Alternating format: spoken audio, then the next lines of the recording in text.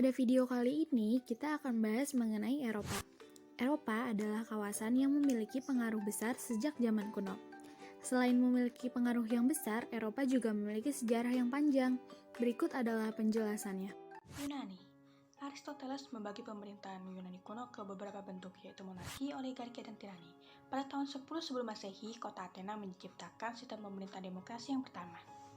Yunani melakukan diplomasi dengan cara melibatkan dewa-dewinya yang disebut Olympus. Pembawa berita atau diplomasi pada zaman ini disebut juga dengan Hermes. Yunani pun dikenal dengan sebagai pusat bidang filsafat dan ilmu pengetahuannya.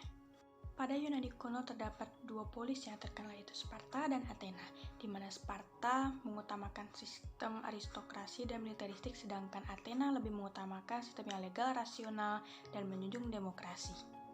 Yunani kuno menganut kepercayaan politeisme, yaitu banyaknya dewa, yakni dewa-dewi Olympus, dengan Zeus sebagai raja tertingginya, Hades sebagai penguasa dunia bawah, dan Poseidon sebagai penguasa laut.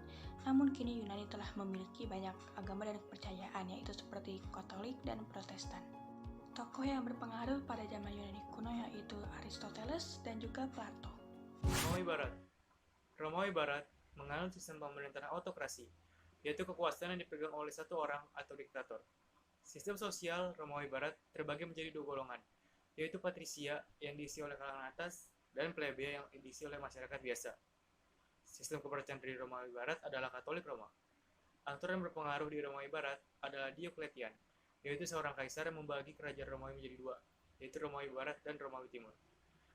Ada juga Anicius Probinus yang merupakan seorang konsul dan aristokrat. Wilayah kekuasaan Romawi Barat mencakup negara Italia, Mesopotamia, Iran, Mesir, India, Makedonia, Austria, Hungaria, Inggris, Libya, dan Bosnia-Herzegovina. Bizantium memiliki sistem ketatanegaraan yaitu monarki berbasis pada kepercayaan Kristen.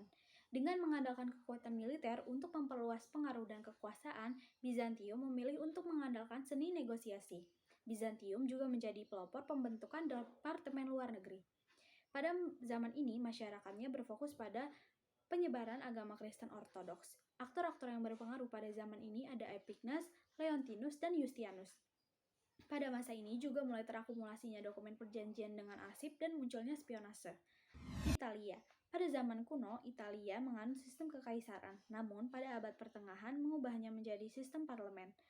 Sistem internasional yang digunakan yaitu dekolonisasi, yaitu memerdekakan wilayah-wilayah mereka yang dijajah.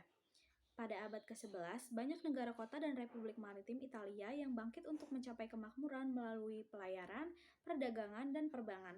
Sebagian masyarakatnya menganut kepercayaan Kristen. Renaissance. Perkembangan Renaissance bermula dari kesuksesan masyarakat Italia dalam mengelola bidang politik, ekonomi, sosial, dan budaya. Renaissance adalah era yang mencetuskan sistem diplomasi modern. Pada zaman Renaissance ini lebih memfokuskan pada bakat dan bidang keseniannya. Aktor berpengaruh adalah Niccolo Machiavelli, Leonardo da Vinci. Pada masa ini adanya penemuan iptek yaitu mesin cetak yang ditemukan oleh Gutenberg. Prancis sendiri menganut sistem ketatanegaraan semi-presidensial di mana presiden bertindak sebagai kepala negara dan dibantu oleh Perdana Menteri sebagai kepala pemerintahan. Sistem internasional di Prancis yaitu lahirnya paham liberalisme di Prancis. Sistem sosial yang ada di Prancis yaitu pada abad pertengahan masyarakat Prancis melakukan penyebaran agama terhadap bangsa Eropa, sedangkan pada zaman sekarang negara Prancis disebut sebagai kiblat fashion. Sistem kepercayaan masyarakat Prancis sendiri yaitu masyarakat Prancis komunitas memeluk agama Katolik, sedangkan masyarakat Prancis lainnya tidak memiliki agama atau bisa disebut dengan ateis. Salah satu anggota militer yang berpengaruh pada zaman revolusi Prancis yaitu Napoleon. Westphalia Treaty. Ada 3 elemen utama perjanjian Westphalia, yaitu kebebasan beragama formal yang lebih luas, pengenalan profesi diplomatik, dan pengakuan negara berdaulat berkontribusi untuk jangka panjang. Congress of Vienna and Council of Europe. Kongres Wina adalah sebuah pertemuan antara para wakil dari kekuatan-kekuatan besar di Eropa. Tujuannya adalah untuk menentukan kembali peta politik di Eropa setelah kekalahan Prancis yang pada saat itu kekuasaan Napoleon dilucuti dan beberapa negara jajahan Prancis lepas. Perang Dunia Pertama disebabkan karena kematiannya putra mahkota Franz Ferdinand yang melibatkan dua aliansi yang bertentangan, yaitu Sekutu berdasarkan Entente III yang terdiri dari Britania Raya, Prancis, dan Rusia, dan Blok Sentral yang terdiri dari Jerman, Austria-Hungaria, dan Italia. Liga Bangsa-Bangsa dibentuk dengan tugas merupakan menjaga perdamaian dunia internasional setelah berakhirnya Perang Dunia Pertama. Organisasi LBB dibentuk pada tanggal 10 Januari 1920 dan bermarkas di Swiss, Jenewa.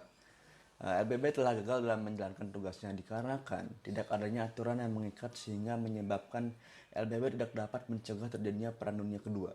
Perang Dunia Kedua terjadi karena penyebab umumnya itu Jerman melanggar perjanjian Versailles dan aliansi blok fasis dan blok sekutu. Penyebab khususnya adalah Jepang menginvasi Manchuria, serangan Jepang kepada Pearl Harbor, invasi Italia di Ethiopia, dan invasi Jerman kepada Polandia. Kesepakatan bangsa-bangsa. PBB dibangun sebagai organisasi persatuan negara-negara di dunia untuk menjaga perdamaian setelah Perang Dunia Kedua.